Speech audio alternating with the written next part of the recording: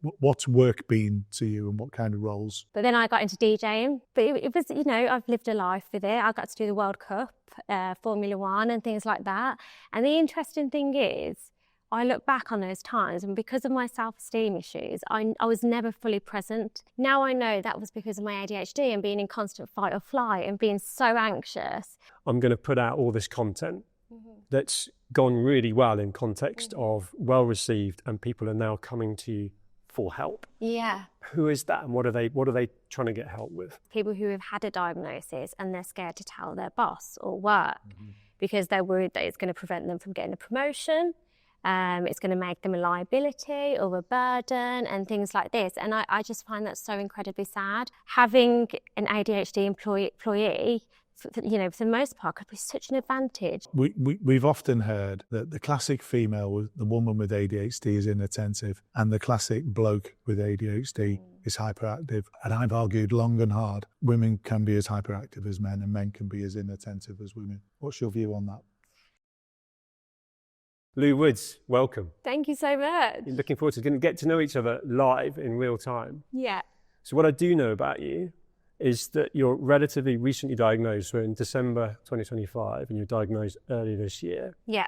And I know that made you have so much more sense of the life before. It's completely changed my life. And I don't just mean like in my outcomes, in the relationship I have with myself, how I experience life, how I show up in the world. Like it's just been so life-changing.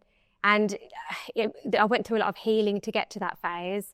Obviously, I think a lot of people, when they first get diagnosed, they have such a mix of emotions. Even if you expect it coming, like I was sad, I was angry, because if you look at my school and then my medical records and my life and all my struggles through my teens, 20s, it's like, how did no one know? I mean, and I know now, like it was a different time, like I'm not angry anymore. It was just a phase. But then to make sense of that all and go back and be able to forgive myself and have some self-compassion and understanding has helped me move forward in such a powerful way. There's an element there of you wishing that you'd known that younger, now you're trying to help other people, right? Yeah, 100%. Like, my DMs are always full of people that think they have ADHD, and a lot of them don't feel like they can speak to people around them, family or friends, because there is a kind of sense at the moment of people dismissing people and being like, oh, not another one. Do you know what I mean? And that can have such a negative effect. And that is the reason why I didn't pursue a diagnosis for a good few years, was because of that, because I would see people talk about other people like, oh God, he thinks he's got ADHD as well. And that was such a barrier for me getting my diagnosis. What made you eventually go forward and get your diagnosis then? What was the trigger? So I went back into education 3 years ago. So I'm at university now, and I was really, really struggling with the academia of it all and the, deadlines and everything else, as well as so many other things that I didn't actually realise was ADHD at the time. So that made me eventually pursue it. And then I thought I had an idea of what it was, but there was so much that I was like, oh, so that was ADHD as well. Everything I had therapy for, like self-esteem, anxiety, addiction issues, and I could have just put that all in one and just got it sorted in one thing. I was going to ask you, when you said all of those things, I was going to ask you what those things were. So self-esteem? Self-esteem, massive one. I feel like I didn't have any self-esteem probably before I was 13 or beyond. And it's like so many people suffer the same thing. Years of being told you're too much, or, think before you speak, or, pipe down and, Interrupting? Sorry? Do you interrupt people? Did I just interrupt you? No. I'm not saying stop interrupt. What I'm saying is, did you used to interrupt people? Yes. In conversation, finish off their lines and finish off what they're saying. Brains spinning. But Yeah, and speaking before I thought. My dad used to always say that to me. You need to engage your brain before you speak. And I always just call it like a false sense of confidence, because people used to think I was so confident because I was so gobby. But it wasn't. It was like I didn't have any control of it. My mouth was moving before my brain was engaged. Yeah. There's this expression, think, pause, act, which is neurotypical.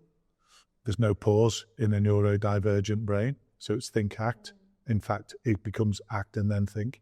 Yeah. And and you've just explained that part was you. What about anxiety?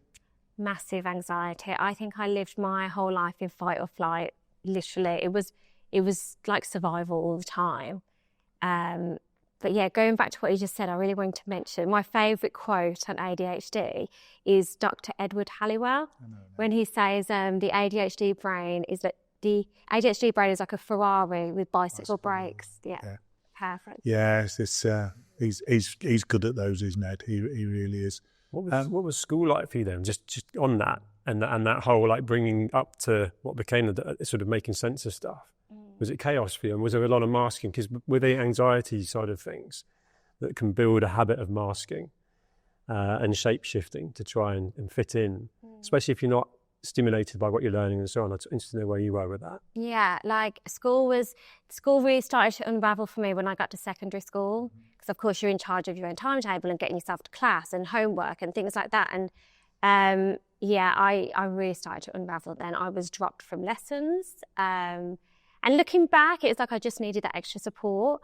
Also, like I do think with the time blindness as well, it's like you don't think of the long-term consequences. So I'm not like, oh, I'm going to need these to get into university. Like that's just not in my like foremind. I think it was Dr. Barkley who said like nearsighted people can only read what's in front of them, whereas like ADHD people can only deal with what's in front of them. And that was very much the case for me. So you were living in the now. Yeah. Nice. And I was like, it's just like the word chaos just really springs to mind of that whole period. And yeah, I really, really struggled to apply myself, to meet deadlines, all of it, to the point where I started to avoid school because I used to feel so much dread about going in, the embarrassment. And it was, and I carried so much shame over that for so much of my life. Yeah, you're writing the 101 of a woman with ADHD. Everything you're saying here, we could have actually put on the table for you. We've asked you the questions, but this is a very classic journey of ADHD. So school, chaos, started to withdraw, never thought towards 10 years' time, what's the impact of me not being at school? Not being able to manage the timetable, not manage time, not be motivated. What about your late teenage years? How were they for you then? So I tried to do sixth form and various college courses, and I didn't end up sticking to any of them. I was living above my dad's live music venue at the time, which was a late night city centre bar. For most kids of that age, that was probably very cool. And I mean, it was in so many ways, but for an undiagnosed ADHD person, that was so dangerous, because that environment for me that sent me down a really, really dangerous path. There's a whole massive, 97% of your life has been spent with that anxiety and all the masking. And just unraveling that now, to look back and try and help people, doing so much to help other people now, that again, outpouring of people empathising with you and reaching out. But I want to know just sort of what was the catalyst that made you actually go for the diagnosis? Because there's people that will relate to you now, but they haven't maybe thought about that. There's sort of things they hear and think, that's me, I'm like that. And actually I hadn't thought about going for an ADHD diagnosis, and then how transformational that's been for you. Yeah, it was like I say, university, but also my mental health. ADHD has had a very bad effect on my mental health. And actually when I went for the diagnosis, I didn't really tell many people because of this new stigma that's going around. But yeah, it was, I think, getting older as well and just being a bit like enough's enough. I knew I wanted to go in this direction. I was changing careers. I wanted to pursue all these things, and there was just always a barrier, which is I always had this really, really high drive, but it was no one was driving the car. I was always driving off a cliff. So it was, proper uphill battle. Yeah, I just come to a point when I just couldn't do it anymore, and I knew I had this ADHD. Who's reaching out to you? Because you've been super vulnerable, and the strength of that at the same time, to then go, okay, I'm going to put out all this content that's gone really well in context of well received, and people are now coming to you for help. Yeah. Who is that, and what are they trying to get help with? So it's what I get a lot, I've got a lot recently, which is really sad, is people who have had a diagnosis and they're scared to tell their boss or work because they're worried that it's going to prevent them from getting a promotion. It's going to make them a liability or a burden and things like this. And I just find that so incredibly sad, because having an ADHD employee, for the most part, could be such an advantage. Like, we're so creative, like, we're so loyal, we're so passionate, like, it can be such an asset. But then when you Google, like, what is ADHD or what are the symptoms, it just comes up with all the bad things. I would love to get to a point one day when it's got, okay, yes, all the challenges, because they are relevant and valid, but then also all the good points. So I think when I speak to those people, I remind them of that and but also putting them in direction, because there are people out there who might be like that.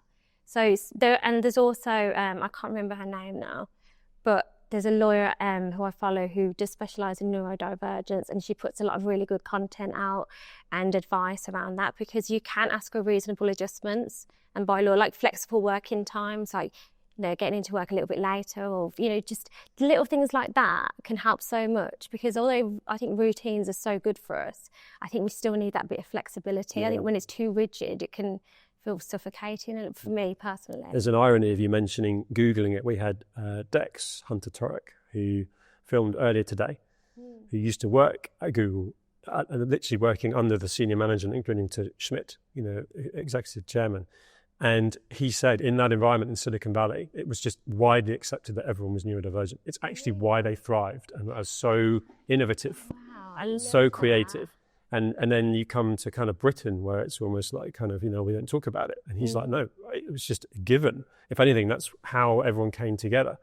And so I think that narrative is something we're trying to bring into conversation, let alone the relatability element that we bring, where it's like, actually, embrace it, lean into it and understand it, and then you can understand yourself better. Exactly. So you mentioned earlier about one of the catalytic point for you was to go and get an assessment, and it was at a point of a career change. Let's have a look at your career pathway. What's work been to you, and what kind of roles did you have, and what are you doing now? So, as I said earlier, my dad owned like a pub and bar and things, so I kind of naturally went into that. I tried other like office jobs and stuff, but never stuck. But then I got into DJing. So I previously DJed. It was quite toxic, really, to go into that environment when I had trouble with like drink and things like that. So probably not the wisest career path, but it was, I've lived a life with it. I got to do the World Cup, Formula 1 and things like that. And the interesting thing is, I look back on those times, and because of my self-esteem issues, I was never fully present when I was in Qatar or when I was like doing all these like big events. I never felt good enough to be there. I was always worried about how I was, behaving and things like that. And now I know that was because of my ADHD and being in constant fight or flight and being so anxious. And it was the self-esteem thing and the anxiety, like, just ruined so many experiences for me. And I know it must do for so many people. So I can play that back to you. Yeah. You became a DJ. Yeah. And you DJ'd at the World Cup. Yes. And you DJ'd at the Qatar Grand Prix. Qatar World Cup 2022, and then Formula 1 was 2023. And where was that? At Silverstone. So the biggest Grand Prix out of the lot. The home Grand Prix, and yet your anxiety, your ADHD, your reflections are that you weren't good enough to be there. I used to feel like, I don't know if this you can relate to this, but I've always just wanted to feel safe. That was like the feeling. Like, I always felt really unsafe. Like, and I don't mean like physically, like someone's going to come in and whatever. It was like an emotional thing. And so I used to always insist on having my own decks and like things like that, just be really like, I don't know. And then I think, oh my God, am I being a burden? Am I being a nose? And no, you're being a professional. Yeah, well, I don't know. All of these things, like my therapist said, like, Louise, you do some real mental gymnastics with your brain to come up to the conclusions that you do. But it was, and then I would leave the set and go, like, was I really annoying the sound engineer? I was this like all the time I was so in my own head that never once did I pause and be like, bloody hell, like, look, like, this is incredible. So fast forward to now. Yeah. What's work now? So I still do some DJing if I'm in bed by 10. It depends on the gig, but primarily, like, I'm a content creator.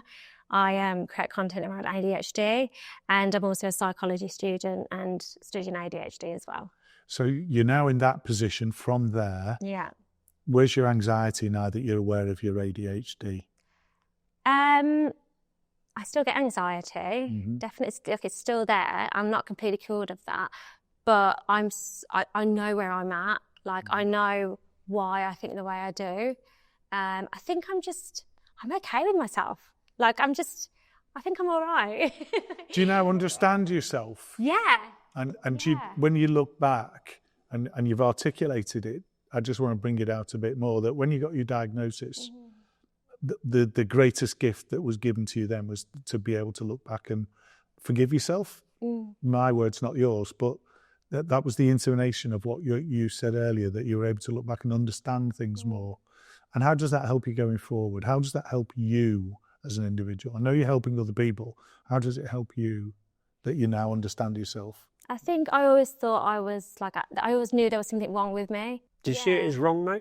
Just using that word and the fact that do you actually, you sort of describe it as feeling wrong with yourself up to the diagnosis. And then the very fact that there's the word disorder in ADHD, but I feel like you've lent into it and and it's changed your life. Yeah. Knowing that you got this. So I'm just crystallizing that, where there was something wrong with me, but look at, you all lit up, your eyes are alive probably more than any time. Therapy. Yeah. I just wonder how much of that, because there's people going around with chronic anxiety and all the things that you've gone through, and they feel that there's something wrong with them. I can relate to that. Yeah.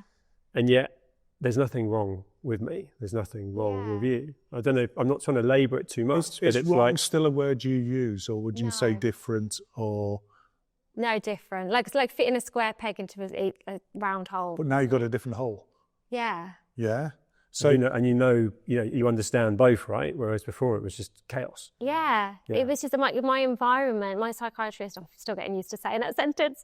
My psychiatrist says, like, how important environment is, and I really work hard to change that environment, and make sure I'm doing the right things, exercising, which is like so good for my brain. Yeah. I am medicated. That obviously helps. It's not a cure for me personally, but it's a huge support.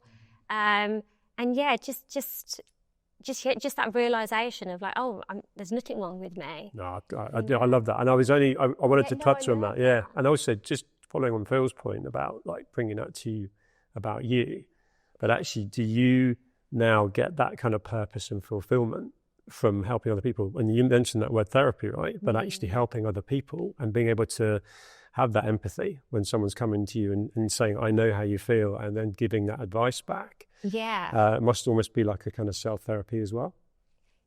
Yeah, perhaps it is. Because when they say like, I feel like I can't talk to anyone, like I get it, and then we'll discuss it. It will be more about them, but I don't know how to explain it, but I know exactly what you mean. It is. You mentioned off camera that some of these people come to you, they don't feel they can talk to their family. They don't feel that there's other people to talk to. Yeah, very common. So, did you identify that space, again, to be the content creator and getting the sort of attraction that you are now getting, where in an environment where people have been called out for not another one calling it ADHD, but you came in without any background in anything content creation to now be doing that so authentically? Does that that space feel like people can come to you and talk in a safe space and learn from you? Yeah, I like to think so. Like I get like so many DMs all the time. To the point now I'm actually creating a little community app thing, which will be launching next week.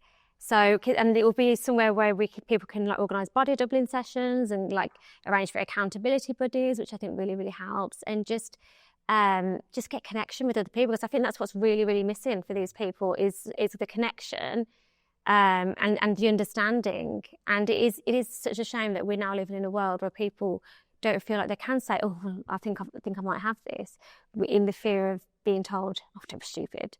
It's like people should be allowed to say like they're concerned about whatever and be able to feel safe in doing so.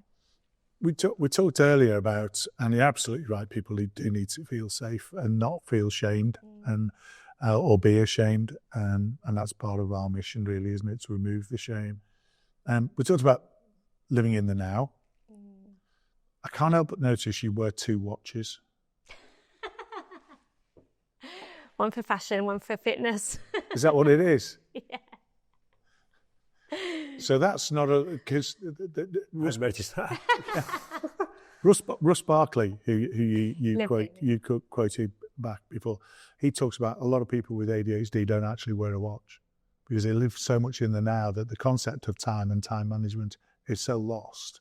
It's pointless wearing a watch, and here I have a lady with a diagnosis of ADHD wearing 2 watches. Which one do you tell the time with? Oh, this one.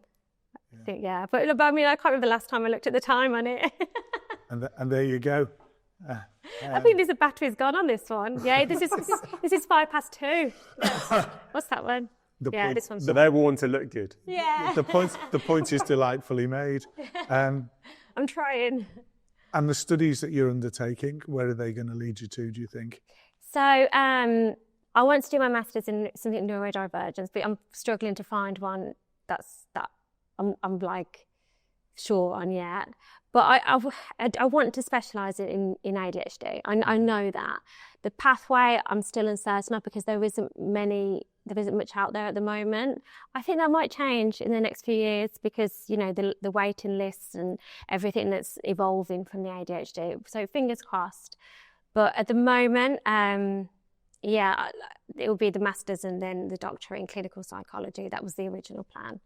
To lead to what? Because you're a person who's now giving a load of help to people through the modern day platform. Where do you see it going? What's your ultimate goal? Oh, right, yeah. So create this community space online. There's a podcast in the mix as well coming. It's be called ADHD Interrupted. I've trademarked it this week. And great name. Yeah, just really, I don't just want to help people directly. I want to connect people as well, and just like create a real safe space. And that word, I know it keeps coming up, but that's something that I never felt growing up, was safe to be myself, safe to speak up, safe to, you know, just be in that environment as me.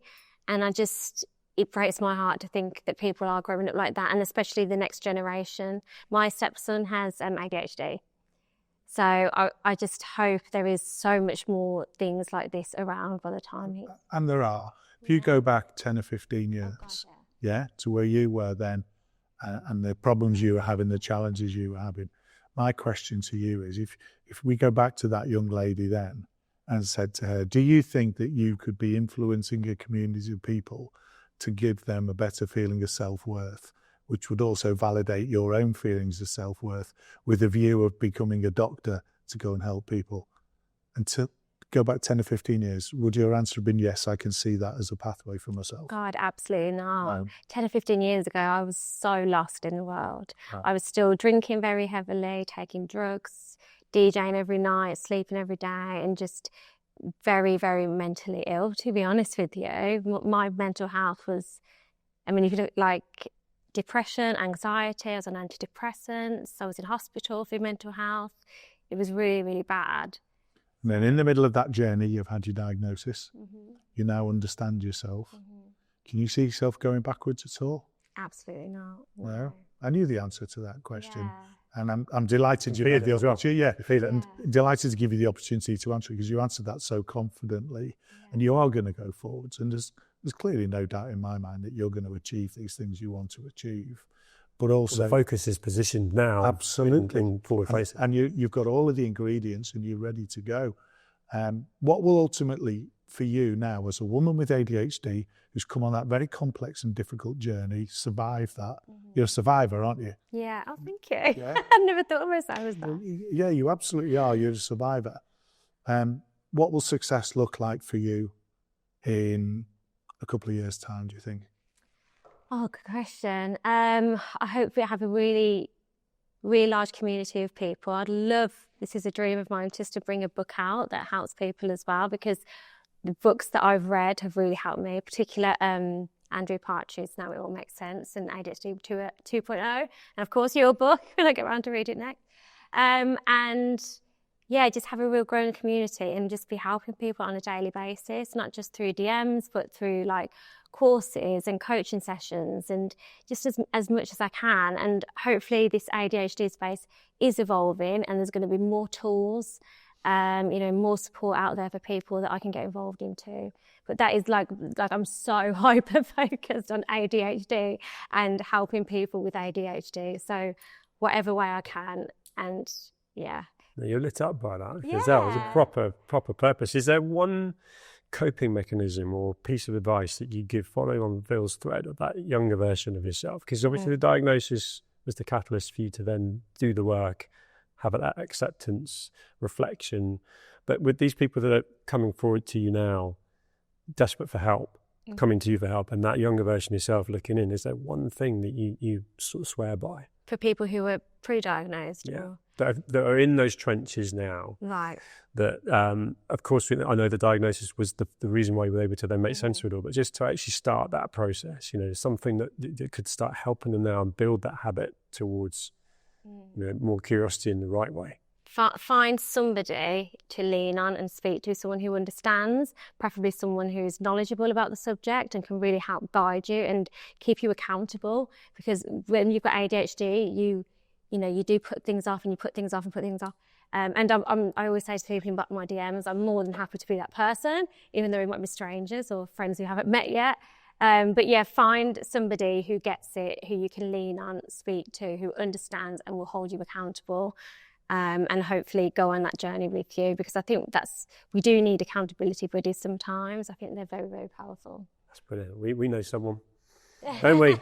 That's great. And actually thinking about how we met at the book launch last week in that community element, there's a lovely vibration amongst the neurodivergent community where there's an element of everyone's been on a journey and wants to help each other. That's something I really have benefited from. We vibed up each other straight away, and anyone that's coming into that, I think it's important for people to realise that is a very safe place. Yeah. I've got one last point as we need to wrap up, one last question for you. We've often heard that the classic female, the woman with ADHD, is inattentive, and the classic bloke with ADHD is hyperactive. I've sat with you for half an hour and I've argued long and hard that women can be as hyperactive as men and men can be as inattentive as women. You've heard me say that, haven't you?